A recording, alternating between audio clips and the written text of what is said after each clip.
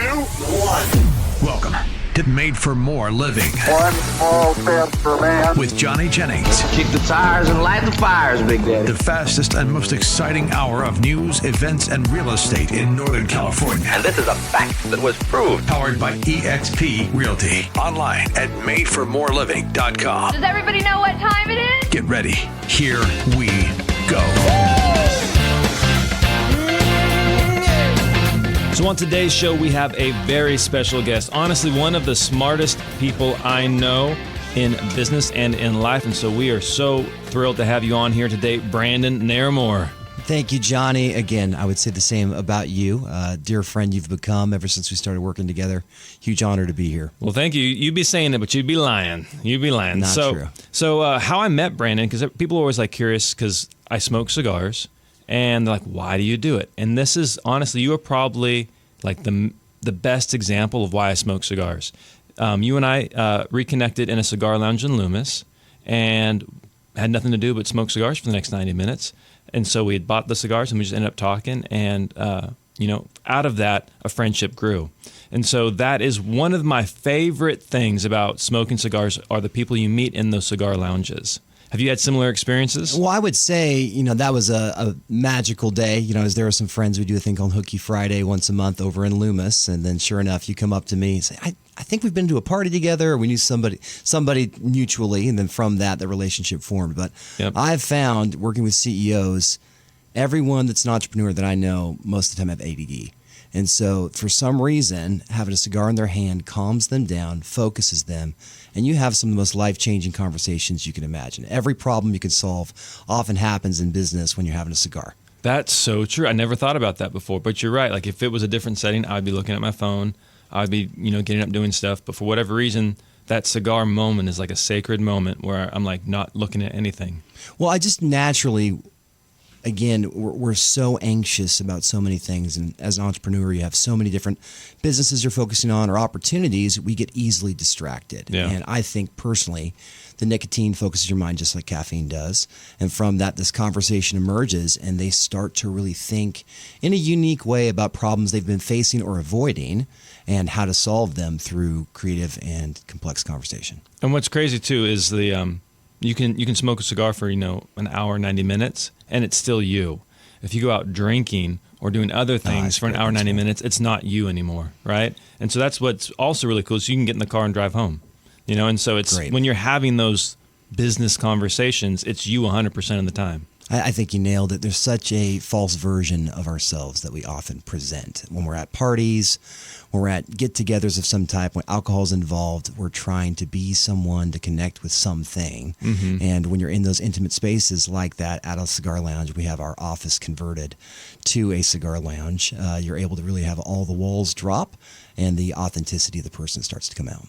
Without a doubt. So when you're having these authentic conversations, and you've been doing this for a while now, when you see somebody trying to grow their business, how do you recommend they balance between that growth, that profitability, and then also the balance between their quality of service and just their quality of life? Like how? That's a great question. I'm going to kind of go around and then back to the center of All it. right. What I've found is this: when people find me or they get a referral, there is what they want, and I'm trying to provide what they need. Often they're trying to get an answer to an economic problem, profitability issue, streamlining their strategy. So for us, the license I use is called Scaling Up, and we look at 4 major components, which is people, strategy, execution, and cash. They never want to look at people, and they never want to talk about execution.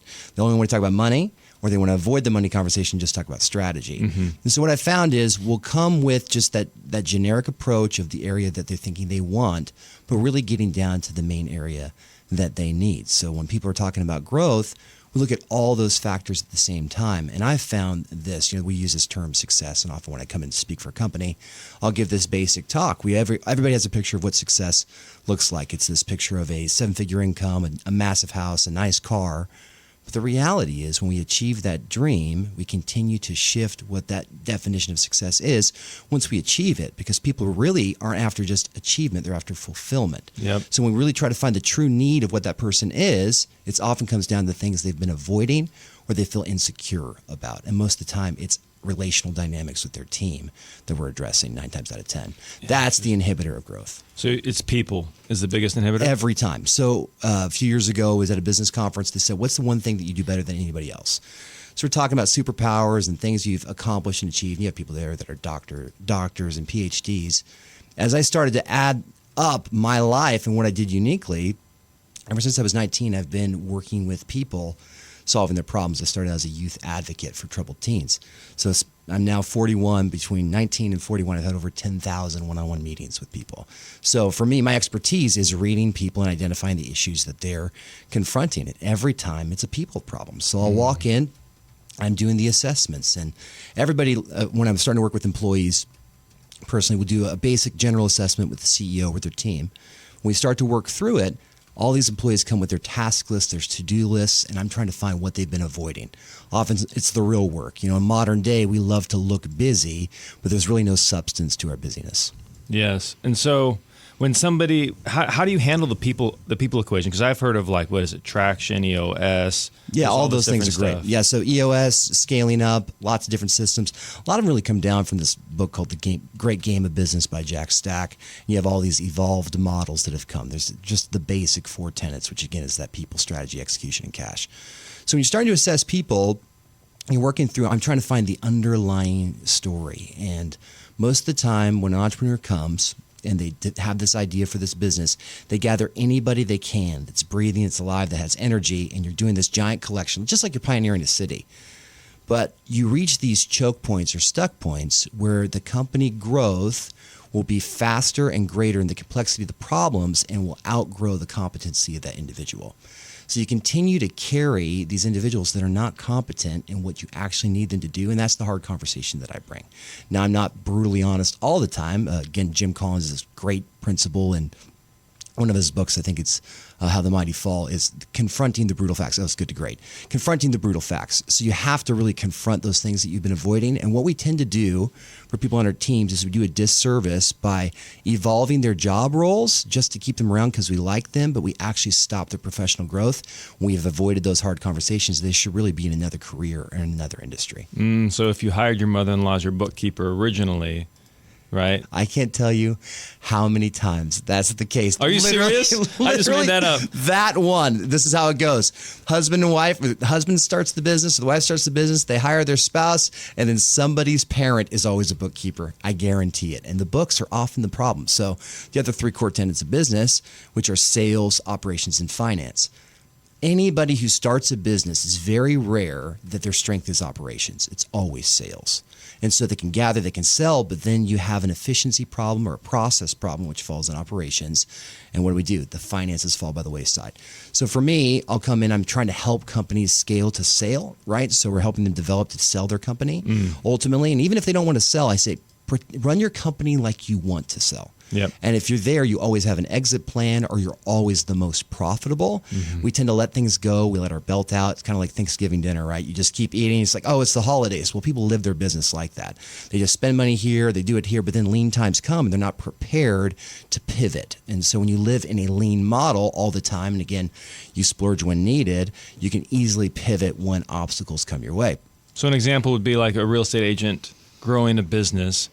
They, at one point, in order to have a sellable asset, that business has to operate without their sales numbers. Sure, it's easy for you. It's the gravy. But if that's how your business is staying alive, 100%, then then things need to change. You need to fire that bookkeeper. And that's one of the first things when I'm working with real estate agents. I don't do as much anymore. You were one of the first I work with. I work pretty much exclusively with the commercial brokerage now. But when I'm working with them is, again, I love agents as people. They're some of the most frustrating business owners I've ever worked with. What makes you say that? Well, I think the problem is it's much like the used car mentality. They view cars or houses like selling cars. And so they approach it like a hobby or a passion project, not like a business. So whenever you're coming into a business, we do something called the functional accountability chart. What are the major functions of your business? Sales is going to be one of those. But they forget all the other aspects. There's this finance, marketing, process, operations, all those, et cetera. And so we say, which one are you going to fire yourself at first? And real estate agents are the worst at firing themselves. They think they can do everything because they keep thinking, if I save this, I save this, save this. So one mentor told me, we step over dollars to pick up a dime. And so they're constantly avoiding the hard thing. And the other reality is critical disciplines. They could be some of the most undisciplined people I've come around. No. Where they're constantly missing meetings or they're forgetting this or double booking because they think they can be all things to all people. Yeah. And they're not able to laser focus. Why I've loved working with you and why I've continued to work with you is you're one of the most disciplined people I've ever met. Just genuinely. You have hyper focus in a good way, not in an obsessive way, but you have a determined goal. Part of it, though, that we try to work on with guys like yourself, we can let into your sessions a little bit, is that optimism of entrepreneurs that I've noticed is contagious. Is guys like you and I, we're very linear in our goal setting. Yep. So we can say, okay, I'm at this, gross revenue. I want to be to this gross revenue in a year. And we make these incremental steps. But what happens is we think we can become superhuman. And instead of eliminating things from our plate, start to add things to our plate, and it slows us down. Just think about somebody going on a hike up a mountain, climbing Half Dome, for instance, in Yosemite. You don't keep adding things to your backpack to get to that summit. You often have to let things off. It's the same thing for your business. And I've found the most successful entrepreneurs I work with are often these, we call them expressive organic. They're these true creatives. They say, hey, we're at 2 million this year. Next year, we're going to hit 15. And I think there's no way possible. And it's that resilient, eternal optimist that they live in that they hit it. I have one guy literally last year, we hit 2 million gross revenue. So what are our goals? I'm thinking, okay, let's target 4 for this next year. And he said, we're going to hit 10 million. Right now, they're at 10 million. It's like the end of Q3. They'll probably hit 13 or 12 million by the end of Q4. Wow. And so we have had some interesting conversations about that optimism, but circle back to real estate agents really quick. There's a phrase that I have just been refocusing on, and it is the bill always comes due. The bill always comes due, whether it's in marriage, whether it's in health, and whether it's in business. So you're stepping over dollars to pick up dimes. Well, that bill is eventually going to come due. Yeah. You're going to be a burned up, broke, 70-year-old real estate agent, or maybe you pay that bill. And here's the thing, too. The longer that it takes to pay the bill, the more interest there is on it. So the longer 100%. It takes for you to make those corrections in your business, the heavier that bill is at the. So what I've noticed in particular with that bill coming due is, again, we're a caffeinated society. We opened up talking about cigars and nicotine, caffeine, etc. But we need stimulants, and I think the true addiction that we have in our modern culture is anxiety. And what happens is, again, most of the time I'm working with people. I just did a conference in Vegas. What are the things you're avoiding? We're so used to the adrenaline of anxiety that we avoid the problems we know we need to confront or the business issues that we let pile up. They always say this, I do really well working at the 11th hour. I do really well working when there's only a few, the deadline's near. What we're doing is we're tapping into the fuel of anxiety. And the reality is that's a bad fuel. It's an expensive fuel. It's a cheap fuel. Ultimately, it burns too quick. And really, the fuels we need to run from are attention to detail, which we absolutely hate, and then having that ambitious action, right? The action where we're not delaying things, we're tapping into the fuel of active action all the time. Tony Robbins calls it massive action. So from that's really where I think we can have true success with real estate agents in particular, is helping them detox from the addiction of anxiety. Interesting. Detox from anxiety. I don't know, it's giving me shakes just thinking about it. There you go. But so back to that optimism thing, though. So if we're detaching from the anxiety and we're leaning into that eternal optimism, how for example, that company that did 2 million and is now maybe going to do 12 or 13, how did optimism play? Like what role did optimism play in that? These business owners have insatiable belief. They just do. They tap in. I don't want to get too woo-woo on this. It'll be a longer conversation. I have a very extensive faith background. But I've noticed a lot of these guys say either God or the universe just brings these people into my life. And as they confront fears in their own heart, all of a sudden, these things show up. So, for instance, I got to be careful because these people live in our city.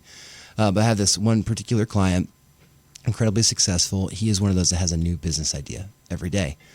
So I met him originally. I'd heard somebody had bought a safari camp in Africa at the gym we were at. I thought, what guy's lying, and who buys a camp in Africa? I've done work in Africa. It's incredibly difficult to work any type of business remotely. Sure enough, I meet him. He ends up becoming one of my clients. This is the guy where he says something and it happens. So he comes back from Africa this last summer, and he has a million ideas and 5 other businesses he wants to do. And we're whiteboarding. He says, what we're going to do is we're going to start a safari camp.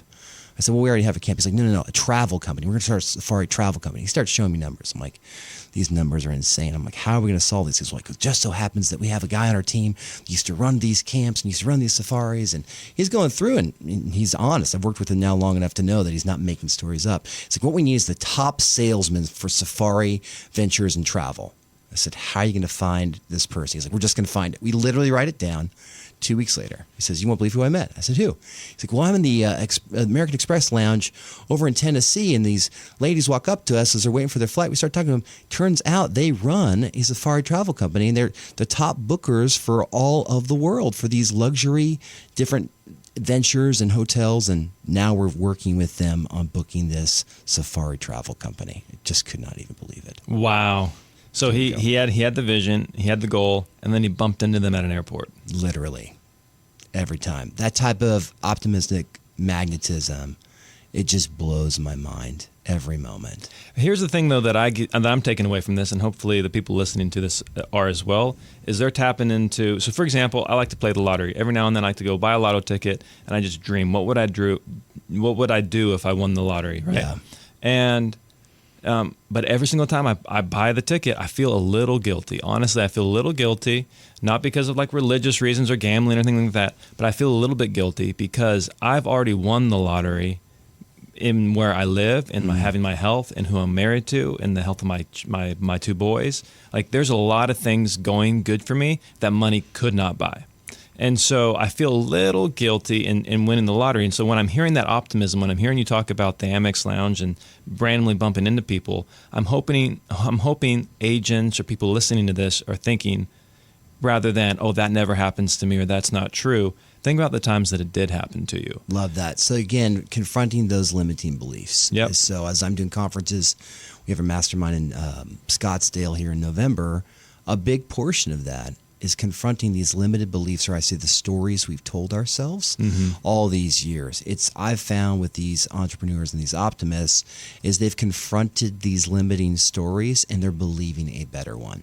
So here's the actionable takeaway for this is you have to have a vivid vision. One of my mentors told me it's a vision that's so clear that you think about, you can picture it, you can taste it, and then start writing down what you need. Most of the time we never write down what we actually need because we say that's impossible.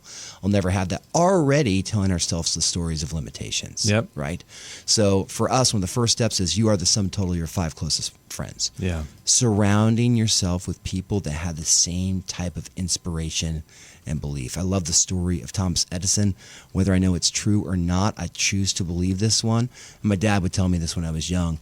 His mom one day is working with him. Thomas comes home, and the teacher gave him a letter, hands it to his mom. The mom reads it and says, son, you're so smart that the teacher said you no longer can be taught at school.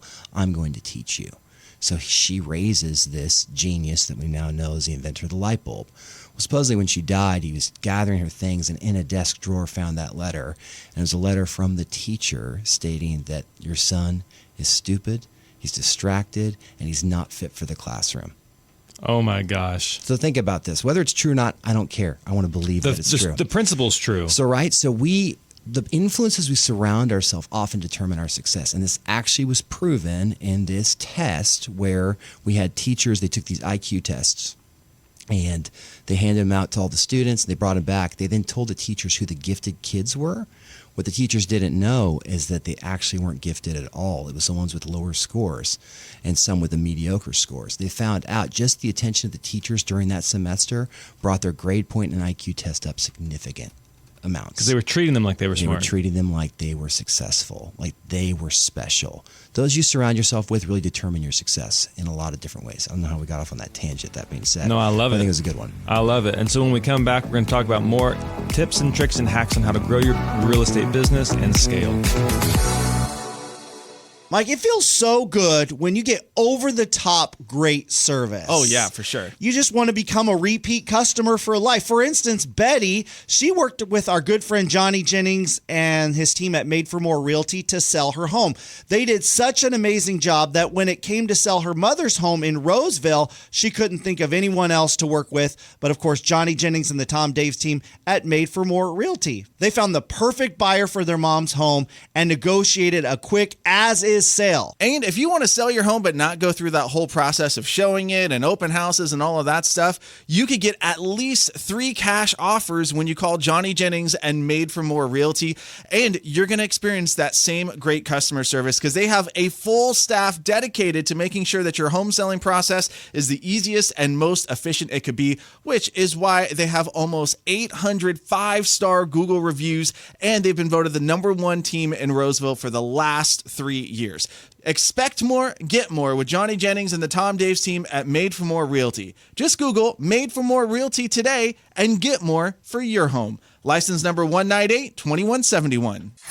This is Made for More Living with Johnny Jennings, powered by EXP Realty. Online at madeformoreliving.com. So today on the show, we have special guest Brandon Naramore. He's a business coach. What's it called? Generosity? Very close. Generous Inc. Generous Inc. And tell you what I love about that name is you have to live up to it. You do in spades. And so every time I meet Brandon for a coaching session, he's got some cigars and some coconut water. That's right. And those are my love. What is it? The 5 love languages? That's it, right? man. 2 of mine are cigars and coconut water. Everybody's is gifts deep down. As much as they say they don't like gifts, that's one of the things that stands out. Yeah, and there's personal gifts. They're special to us. But back to, so what we've been talking about is how business owners, real estate agents can grow their business and bottlenecks and choke points and things, and even psychological barriers that they have to overcome. If you were to blindly walk into an agent's business, what is the one thing that you would anticipate needing to fix first? So as I'm assessing the situation, I'm not going to come with what needs to change immediately. Because often the things we don't want to hear. But every time it comes down to mindset. And what do you mean by mindset? So your ability to focus and believe for what's ahead, and this, again, abundance mentality will determine the success of your business. Most business owners lead from a place of scarcity. Yeah. And so these limiting beliefs or limitations around them, they never have enough. And I would say, going back to those other entrepreneurs and CEOs, the abundance mentality is 9 times out of 10 there. Sometimes their focus can just be strictly profit, and it can be disguised as abundance mentality, but the motives are wrong. But I say most of the time, the pure motives of abundance mentality is the ones that have the most profitable companies. So how does somebody transition? Because I'm just mentally going through my brain and thinking about Steve Jobs started in a garage and then grew it. Amazon was working on doors as desks. Oh, the Jeff Bezos picture is one of my favorites. So literally on my desktop, I have everybody when they were young, when they started. Mm-hmm. So I have a picture of Steve Jobs when he's working in the garage. I have a picture of Elon working at this computer. I have a picture of Jeff Bezos with this hand-sprayed painted sign that says Amazon.com that's falling down. It's the most incredible picture. And that's where we all have humble beginnings. Now, what these people become, we can't determine that, but we can look at their origin story and learn from it. And so many of these people, they had this relentless optimism. They had a mindset of growth. People don't often know the original story of Steve Jobs, where most of these people that pioneered and changed the world, they weren't the first. Oh, yes. I mean, you and I have talked about even this. Elvis, right? They were the second or the third. Yep. Right? So these true innovators are actually the ones that don't make the most money. It's the early adopters of that technology. Mm-hmm. So Steve Jobs, he wasn't a computer analyst. He was a designer. He was an artist. And so he gets his hands on this computer called the Kennebec, and from that says, hey, I think we can make something. Calls his friend Steve Wozniak, who worked for Atari, and from that they create this thing, and in the first couple years create $1 billion company. Now, I often lead this talk and say, who's the greatest salesman that's ever lived? Everybody says all these different names. It's Steve Jobs. Steve was the greatest salesman that's ever lived. Now, technically, we can call it Elon because it's different. But Steve Jobs changed the world through that type of optimism. Again, behind the scenes, you read his book, he was a tyrant to be around. Yeah. But his persona, I believe that was integrated, was somebody that was incredibly optimistic. So when somebody is not optimistic, how do you recommend they make that transition into being more optimistic? So again, when we look at the definition of success, success just means outcome. That's all the word means. So it's desired expectation or outcome. So you start to target your aim. So what I have people do is I call it 52X success. I say every week, what if you started to do these 3 questions? Number 1, outcomes. What do you want? Number 2, opportunities. What's ahead? Number 3, obstacles. What's in the way? So if every week you wrote down, okay, this is what I want, 3 different things in 3 different areas. You see, these are the opportunities ahead that you're training your brain to start to find opportunities. They're around you all the time. There's a great book called The Happiness Advantage. He talks about the lucky test. And so within this, they had this magazine where they had all these different shapes and things. And they found out that the people that had the growth mindset were the ones that found the most shapes in this magazine through this counting test, right? So you start to look, if you look for opportunities, you'll find opportunities. If you look for obstacles, you'll find obstacles. Interesting. So why do you have them write down the obstacles? Just to be aware of them, or? Because avoidance. Okay, avoidance. Right? And so when you actually confront a fear and name a fear, it gets a lot smaller. Yep. See, we always have these monsters in the closet in our head where it's a lot bigger than it actually is. You know, I had that same, I have monsters in my closet too that I have to confront all the time. Mine was the tax guy, right? So I was avoiding this tax conversation. In my head, I'm like, oh, it's going to be this massive bill, massive bills, massive bill. But sure enough, when I have the conversation, it wasn't that much. Yeah. It wasn't that bad. It's never as bad as we think it is. And so when we start to confront those obstacles, we push through them or find other ways around them. Opportunities are obviously often on the other side. So you talked about writing them down. Something that I am starting to do as well, even if it's something as simple as a family gathering, or like if I'm going out to coffee like with Valerie, is verbalizing out loud what I want the outcome to be. Love that. Like just writing it down helps clarify it, but then saying it, there's something about speaking something into existence that makes it much more tangible than it was simply written down. And so I think it's the both and, right? Yeah. So we think, I think Stephen Covey talks about the either or, so does Jim Collins. But the both and, what's the think win-win is what we're trying to find. So when you write and say it, it's powerful. It puts accountability in action as well. That's why the importance of healthy friendships. You don't want people around you where when you share your visions, dreams, and goals, they obviously often think of what's in the way or how you're not going to achieve it, or are secretly motivated by jealousy, where they're going to try to sabotage that dream for you. Yeah. So step 1 is identifying what your goals are, what you want out of that, and writing those down weekly, if not daily. And then step 2 sounds like doing an audit of those people around you. Are they feeding into that? Man, the friend audit is incredibly difficult. Yeah. But so valuable. So I think of it as, who are my true friends or companions? Who's at your round table, right? So we have the long table and the round table. I don't want long table friends. I don't want friends where someone has to be positioned in the place of dominance at the end of the table where everybody sees them as the authority. I want a table of peers where I'm able to see and look at everyone eye to eye and extract value and learn from and grow from, right? So who's at your round table that's safest, right, around you? And they have to be people that inspire you. So every year, guess what happens? My relationships transition. Absolutely. Right? So they happen all the time. So when those people transition off that round table, I think to myself, I don't want them to become an enemy. I want them to be an ally. I want them to be an acquaintance, right? So what we tend to do is we get very binary. We say, they're no longer my friend, and we try to cut them off. No, they can still be a part of your circle. They're just not part of your inner circle, right? So for me, whenever I sign on a client, I recognize what role they're casting me in. Most of the time, those I work with can be 20 years my senior. And so from that... That's what I am. Whatever. What I recognize is they're casting me in a role either as their younger self or their son, right? So I'm positioning myself as the son they wish they had, or as the version of themselves they wish they once were, or now wish they were, right? So from that, I'm stepping into it. But from that, a friendship forms as I birth it out of authenticity. People like yourself become my real authentic friends. Love that. And so... To bring this full circle back to the initial conversation of people growing in their business, they've maybe hired on the mother-in-law to do bookkeeping.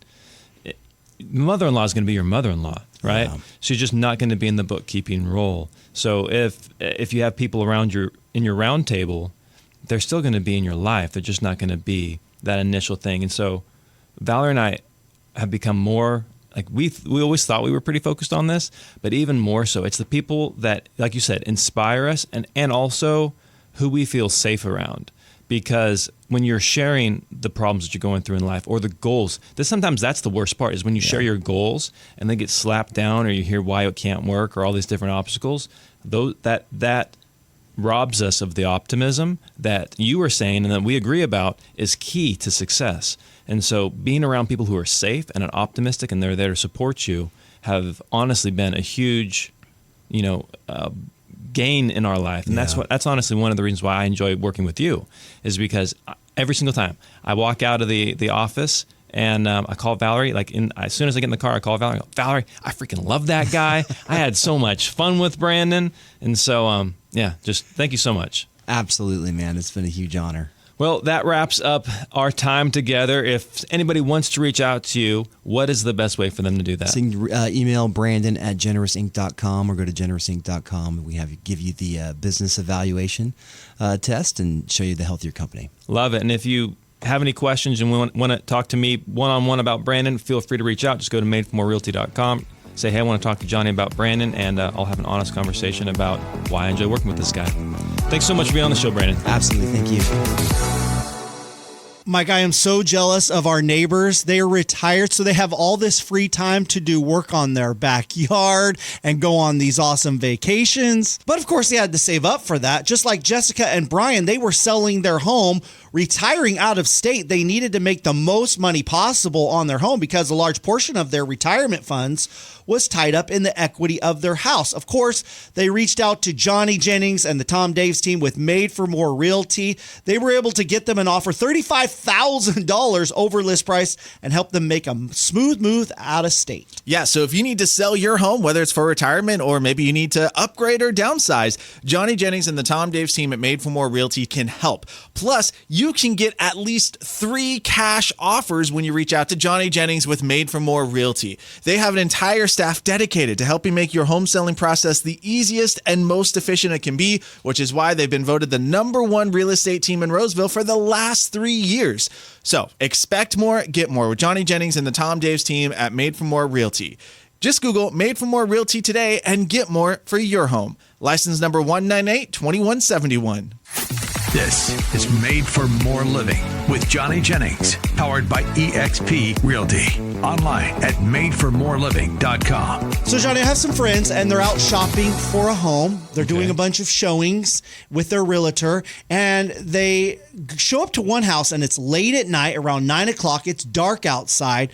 They open the door and go in. None of the lights work, and the realtor doesn't know what's going on. Yeah. Like the kitchen lights, the hall room lights, none of the lights are going on. Obviously, the security alarm is not turned on. So they call up the realtor of the person who's selling the home and say, hey, what's going on? And she goes, oh, they turned off the power. Sorry, I forgot to tell you about that. Can you come back another day? And so my friends, they're all bummed. They were looking forward to seeing this house. Yeah. And so you know what they do? They don't leave. They pull out their phones. The wife, the husband pull out their phones. The realtor pulls out their phones, and they turn on the flashlight, and they go to look at the house with their phones. Man. So they're going through the kitchen, they're going through the bedroom, they're going through the backyard with their flashlights, hoping that none of the neighbors call the cops. Oh, that's a good point. That somebody's trying to rob the house. Squatters. How do you not leave the power on, though, especially if you're selling the home? No. Like, is that a precaution that people make if they've sold or if they've moved out of the home, right? They obviously unsubscribe to the newspaper, the magazine, stop Amazon delivery. Do they stop lawn care? Do they turn off the PG&E and the Wi-Fi and the internet? So there's so much here to unpack. First of all, why are your friends looking at houses at 9 o'clock at night? That's when their availability. It was a long day, and they wanted to look. They wanted to pack in as many homes as possible. So it's dark out, and so they're looking at the home. So what I would recommend to people who are out looking at homes, one, limit it to 5 a day. I know you're trying to maximize the amount of time, but the houses after 5, they look all the same. They all look the same. You can't remember which one's what, and then you're going to end up going back and visiting it again to make sure it's the right house. So did you really save any time? Right. So, and then of course 9 o'clock at night, how are you going to look at the exterior of the home? Even if the utilities and stuff were on, like how do the eaves look? Is there any dry rot along the base? Like how do the fences look? Like it is a good idea to drive by, like do a drive by at night and just check out the neighborhood. Right. But 9 o'clock at night's a little late. And then as far as the utilities. This is a question we get all the time. Like, it's just basically part of our listing presentation before we leave the house, or as we're like, I want to make sure that they know this stuff because it's come to bite us in the rear many, many times. And so what you need to do if you are considering selling your home, or if your house is on the market, you need to keep the utilities on. You need to keep the water, the gas, everything the internet? on. You don't need the internet. No, on. okay. Because here's this. What about lawn care? What about landscapers? Keep it all going. Keep it all going, because that can be expensive if you're not living in the house. It can be, but it's going to end up here. Here's the reason why.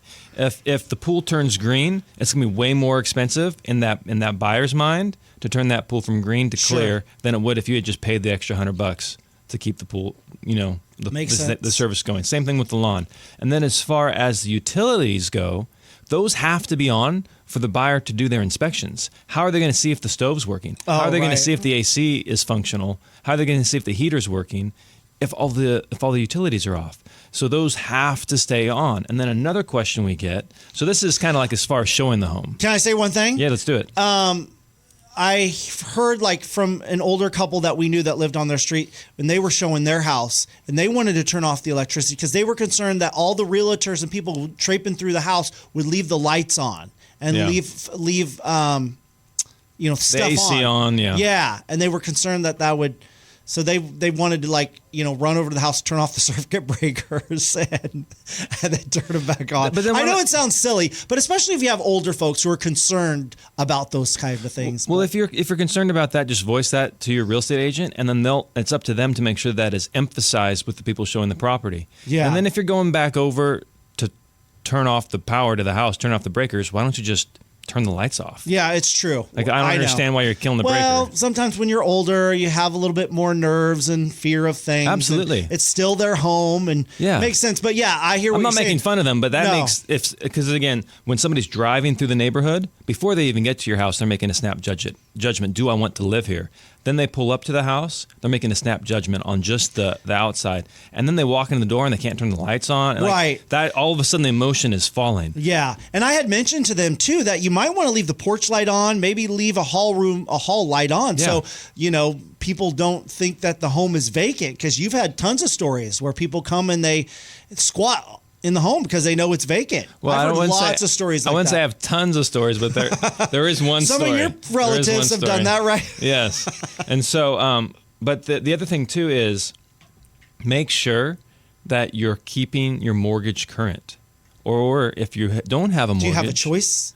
Some people are like, hey, I'm selling the house, or hey, it's in escrow. I don't want to make the next mortgage payment.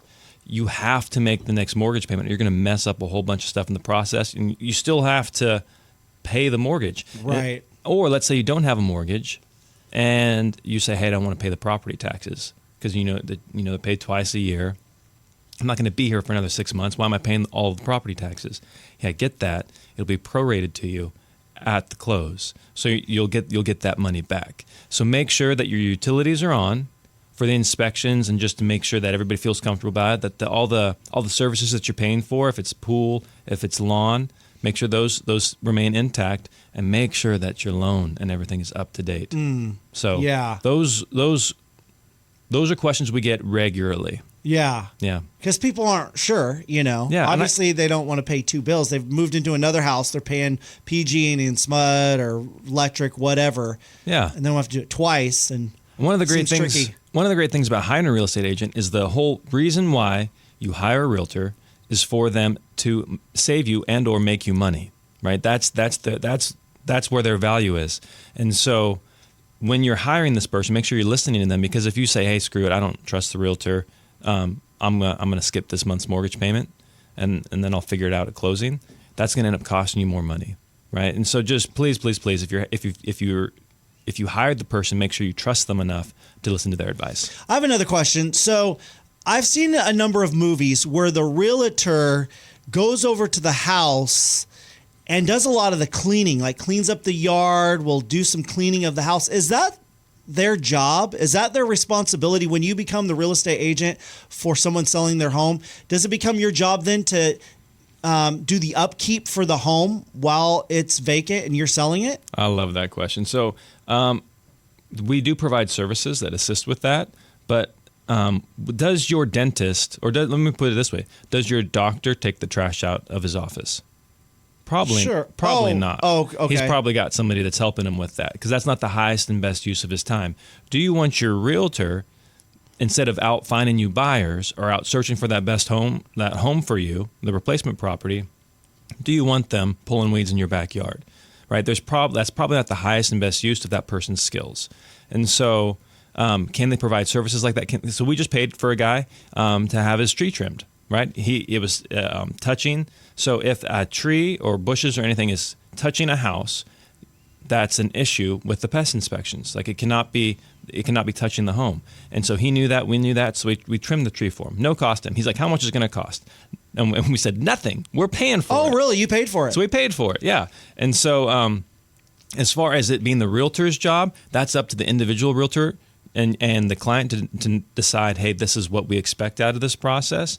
But as far as it being the realtor's job, I would steer clear from having your realtor focus on those activities because those are more low-paying activities. Those are activities you could hire a cleaner, you can hire a gardener for, but it's really hard to find somebody who is good at social media marketing, who's good at digital marketing, who can promote your home, and that's what the realtors should be focusing their time on. Right. But I think maybe you know some realtors where you get into that situation where you drive by the house and the lawn hasn't been mowed, leaves have fallen, so the leaves need to be raked. And maybe there's a bunch of mail or packages being piled up and just stuff. Yeah.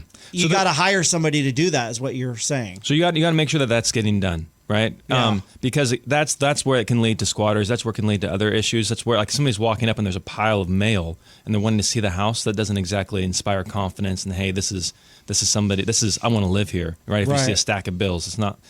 If you walk into a model home, you're right here locally, and somebody like a new builder, and you walk into a model home, do you see a bunch of bills on the island in the kitchen? Right. No, it's you not see a bunch appealing. of real estate cards. You see a bunch of real estate cards. And so to answer your question more directly, the role of the real estate agent is to help that client find the property if they're a buyer or sell that property and broker that transaction. That's their job. It's not to negotiate after the close of escrow. So let's say the house is sold and now there's an issue with the pool. And the seller didn't disclose it. The buyer didn't know it existed. Everybody's blowing each other up. The sale is closed. The realtor's job is done. Legally, we cannot step in at that point. A lot of people think, hey, well, you were so helpful during the process. Why can't you help me now? We were brokering a transaction. There was paperwork involved, over 100 pages of paperwork. There's all these regulations that are at play. That has now closed. The book is closed, and it's up on the shelf. We cannot pull that book off the shelf. That is where you need to go into arbitration, mediation, or hire an attorney. And so as far as what a realtor's core job is, it's brokering that transaction. You wouldn't so let's say you buy a car from a car dealer. You work with a salesperson. You buy the car, and then all of a sudden you have an issue with it. The AC goes out, the window stops rolling up, something happens. Do you go back to that salesperson to say, hey, you sold me a faulty car, or hey, you didn't tell me that this didn't work on the car, or do you go to a mechanic? Right? It's a different industry at that point. It's a different service. So, of course, you can always reach out to us if there's any issue. We want to make it right, but legally we can't step in on your behalf because that's not what our license permits us to do.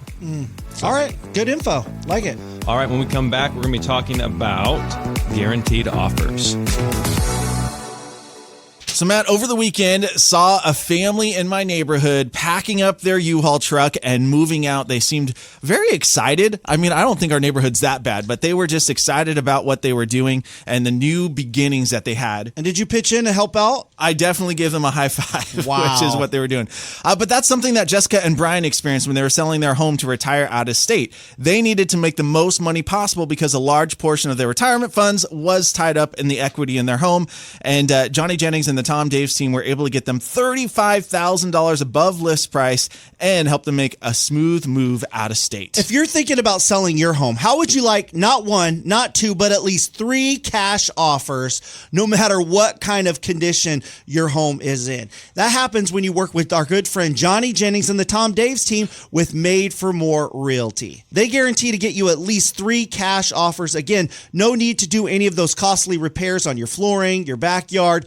Oftentimes, sometimes it's in the same day. So expect more, get more with Johnny Jennings and the Tom Daves team with Made for More Realty. Just Google Made for More Realty today and get more for your home. License number 1982171.